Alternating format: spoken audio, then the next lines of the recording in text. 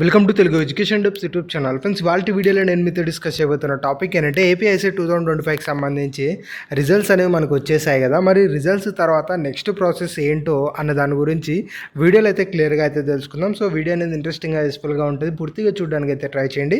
ఇక టాపిక్ అయితే స్టార్ట్ చేసే ముందు నా చిన్న రిక్వెస్ట్ ఏంటంటే ఇప్పటివరకు మన తెలుగు ఎడ్యుకేషన్ టిప్స్ యూట్యూబ్ ఛానల్ని మీరు ఎవరైనా సబ్స్క్రైబ్ చేయకుండా చూస్తున్నట్టయితే మీకు యూస్ఫుల్ అయ్యే ఇలాంటి ఎన్నో వీడియోస్ కోసం అయితే సబ్స్క్రైబ్ చేసుకోండి. ఫ్రెండ్స్, ఇక టాపిక్లోకి వచ్చేసినట్టయితే మెయిన్గా ఐసెట్కి సంబంధించి రిజల్ట్స్ అయితే వచ్చేసాయి అనమాట. మరి రిజల్ట్స్ వచ్చిన తర్వాత నెక్స్ట్ ఏదైతే ప్రాసెస్ ఉంటుందో అది ఏం ప్రాసెస్ ఉంటుంది అన్న దాని గురించి ఇప్పుడు మనం డీటెయిల్డ్గా అయితే తెలుసుకుందాం. ఫ్రెండ్స్, ఇక్కడ రిజల్ట్స్ అయితే వచ్చేసాయి. నెక్స్ట్ మీకు ఎదురయ్యే ప్రాసెస్ ఏంటి అంటే కౌన్సిలింగ్ ప్రాసెస్ అనేది మీకు ఎదురవ్వడం అయితే జరుగుతుంది. ఈ యొక్క కౌన్సిలింగ్ ప్రాసెస్లోనే మీరు ఏదైతే స్టెప్స్ కాలేజ్ సీట్ తెచ్చుకోవడం ఉంటుందో ఇంతటి వరకు ఈ యొక్క ఓవరాల్ కౌన్సిలింగ్ ప్రాసెస్ అయితే ఉంటుంది. ఈ కౌన్సిలింగ్ ప్రాసెస్ తర్వాత మీకు ఏదైతే సీట్ వచ్చి ఉంటుందో దాన్ని మీరు సెల్ఫ్ రిపోర్టింగ్ అనేది చేయాల్సి ఉంటుంది.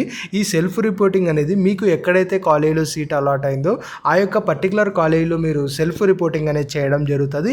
ఈ యొక్క సెల్ఫ్ రిపోర్టింగ్ అయిపోయిన తర్వాత మీకు యాజ్ యూజువల్గా క్లాస్ వర్క్స్ అన్నవి స్టార్ట్ అవుతాయి. సో ఇలా క్లాస్ వర్క్ స్టార్ట్ అయిన తర్వాత రిమైనింగ్ ఇంకా ఎవరికైతే సీట్ రాకుండా ఉంటుందో వాళ్ళకి సెకండ్ కౌన్సిలింగ్ అని మనకి కండక్ట్ చేయడం జరుగుతుంది.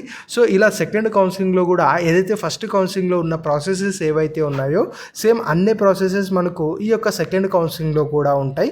బట్ ఫస్ట్ కౌన్సిలింగ్కి సెకండ్ కౌన్సిలింగ్ కంపేర్ చేసుకున్నట్టయితే డేస్ అనేవి కొంచెం తగ్గించి అయితే ఉంటాయి అన్నమాట. సో మనకు ఫస్ట్ కౌన్సిలింగ్లో ఏదైనా ఒక రిజిస్ట్రేషన్ కానీ వెరిఫికేషన్ కానీ ఎన్ని డేస్ అయితే కేటాయించారో సేమ్ అంతకంటే తక్కువ డేస్ మనకు సెకండ్ కౌన్సిలింగ్లో కేటాయిస్తారు. అంతేగాని ఇంకా రిమైనింగ్ ఏవైతే ప్రాసెసెస్ ఉంటాయో అన్నీ కూడా సిమిలర్గా అయితే ఉంటాయి. సేమ్ సెకండ్ కౌన్సిలింగ్ అయిపోయిన తర్వాత కూడా అగైన్ మీరు కాలేజ్కి వెళ్ళి సెల్ఫ్ రిపోర్టింగ్ అనేది చేయాల్సి ఉంటుంది. ఇలా సెల్ఫ్ రిపోర్టింగ్ అయిపోయిన తర్వాత అగైన్ ఏదైతే ఫస్ట్ కౌన్సిలింగ్లో సీట్ వచ్చిన వాళ్ళ క్లాస్ వర్క్ స్టార్ట్ అయి ఉంటాయి కదా, సేమ్ వాళ్ళతో కలిపే అదే క్లాస్లోనే మీరు కూడా కంటిన్యూ అయితే అయిపోతారు.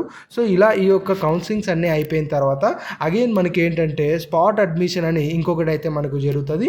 ఈ యొక్క స్పాట్ అడ్మిషన్లో ఏంటి అంటే మెయిన్గా మనకు ఎవరికైతే ఫస్ట్ కౌన్సిలింగ్ సెకండ్ కౌన్సిలింగ్లో సీట్ రాకోకుండా ఎక్కడైతే ఇంకా కాలేజీలో సీట్స్ అనేవి మిగిలిపోయి ఉంటాయో ఆ సీట్స్ అనేవి మనకు ఇవ్వటం అయితే జరుగుతుంది.